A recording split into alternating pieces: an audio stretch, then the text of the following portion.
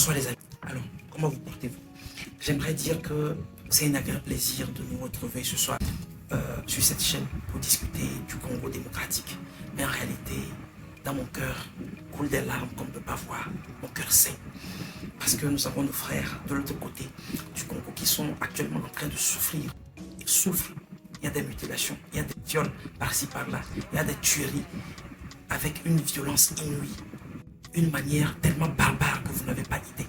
Avant de commencer quoi que ce soit, nous voudrions observer quelques instants de silence en hommage à tous ces Congolais qui sont tombés sous les balles ou qui sont tombés sous la barbarie des milices qui agissent au Nord Kivu ainsi que dans l'Ituri.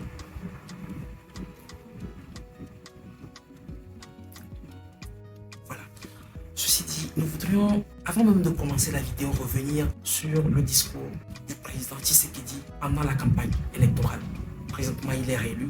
Voilà. Et la réalité est celle-ci. Pendant la campagne, il a promis que si jamais, après les élections, cet état de guerre continuait dans le nord-est du Congo démocratique, Ituri, consort réunis, il va réunir l'Assemblée nationale et leur demander l'autorisation d'entrer en guerre contre le Rwanda. Alors voici le moment. Monsieur le Président, où êtes-vous? Où êtes-vous pendant que votre population est en train d'être massacrée? Peut-être que vous êtes en train de prendre des décisions. Mais pour l'instant, c'est des décisions qui ne servent pas assez au Congo démocratique. Nous ne sommes pas ici pour critiquer qui que ce soit. Notre objectif est de relater un peu les faits, ce qui se passe sur le terrain, mais à côté aussi de donner des solutions, des stratégies pour pouvoir lutter efficacement contre cette guerre atroce qui ne fait que trop durer. Certainement, Monsieur le Président n'intervient pas là tout de suite parce qu'il n'a pas les moyens stratégiques ou logistiques et militaires nécessaires pour pouvoir déclencher une guerre véritable contre toutes les milices qui agissent dans le nord-est du Congo démocratique. Vous savez, la guerre, c'est quelque chose d'assez important pour retrouver sa liberté. Ce n'est pas si facile, mais quand il le faut, il faut y aller. L'ennemi n'attend pas. L'ennemi est en train de trouver les moyens de grappiller non seulement des espaces, mais aussi de tuer.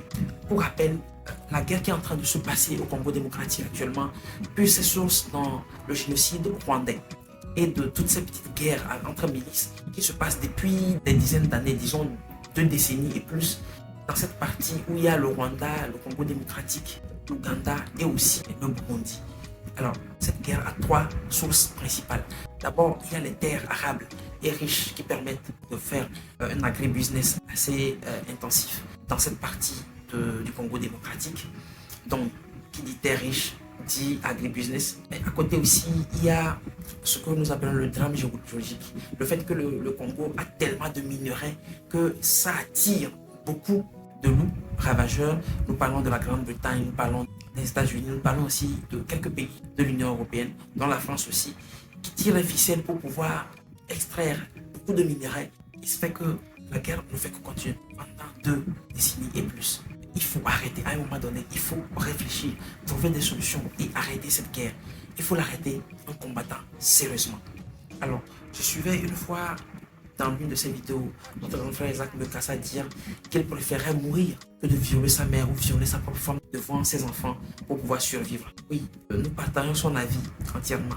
Mais vous savez, parfois quand vous êtes sur le théâtre des affrontements, quand vous êtes sur le terrain même et ce qu'il se passe, vous comprendrez mieux que les décisions ne sont pas si faciles à prendre. C'est différent de quand vous êtes dans le confort de votre chambre. Vous avez une certaine sagesse, je vous l'accorde.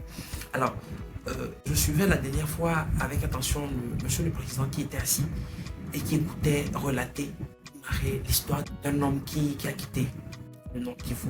Il est rescapé, il a dû violer sa mère devant ses enfants. Imaginez le traumatisme psychologique que ça cause, non seulement à lui-même mais aussi à ses enfants. Mais il a vu sa femme enlevée ensuite. Tout ça juste pour pouvoir survivre. Alors, j'ai appris aussi qu'une certaine somme a été accordée à ces rescapés-là. Pour nous ici, ce n'est pas de sauver 1 ou 2 personnes qui sont déjà des rescapés, mais c'est de sauver l'ensemble de toutes ces personnes qui sont en train de mourir dans le nord-est du Congo démocratique. Alors, nous appelons le Monsieur le Président Tshisekedi à prendre des actes forts, à poser des actes forts. Et ce n'est plus une question de relater des faits, c'est une question de trouver des stratégies susceptibles d'aider à pouvoir sauver la vie de nos frères du Congo. Alors, premièrement, il faut d'abord recruter des hommes dans le rang des FDS, nous voulons dire des forces de sécurité. Ensuite, il faut peut-être instaurer ou réinstaurer le service militaire obligatoire. Ainsi, chaque Congolais sera au même moment un combattant pour sa propre vie, pour défendre sa propre vie et celle de ses frères et de sa famille. Alors, secondo, il va falloir revoir l'aspect logistique, militaire et alimentaire de ceux qui sont sur le terrain pour pouvoir combattre. Il faut ensuite un partenariat militaire et stratégique avec un pays fort ou avec un ensemble de pays capables d'intervenir pour aider le Congo à lutter efficacement contre ces milices qui sont dans ces régions. Si le Congo déclare vraiment la guerre à ces milices, à un moment donné, quand ils vont se replier sur les autres pays, ces autres pays seront obligés d'intervenir dans la guerre pour pouvoir les coincer et les chasser hors de notre continent, l'Afrique. Alors, nul besoin de continuer un certain partenariat avec ces pays que sont la Grande-Bretagne, les États-Unis, la France et les autres pays de l'Union européenne qui sont en train de tirer les ficelles pour voir la guerre continuer juste pour pouvoir exploiter les minerais. Nul besoin.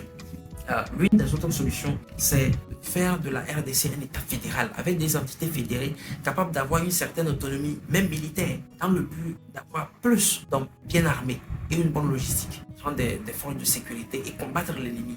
Parce qu'il n'est plus question de continuer par raconter juste ce qu'il se passe. Il est maintenant temps d'aller sur le théâtre des affrontements, d'y mettre de la capacité pour bouter hors du pays ces milices qui continuent de tuer, de violer nos frères et sœurs du Congo.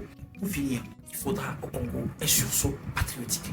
Par sursaut patriotique, nous entendons la réduction drastique des salaires de ces députés, de ces ministres qui vivent dans l'opulence, au-dessus même des moyens de l'État.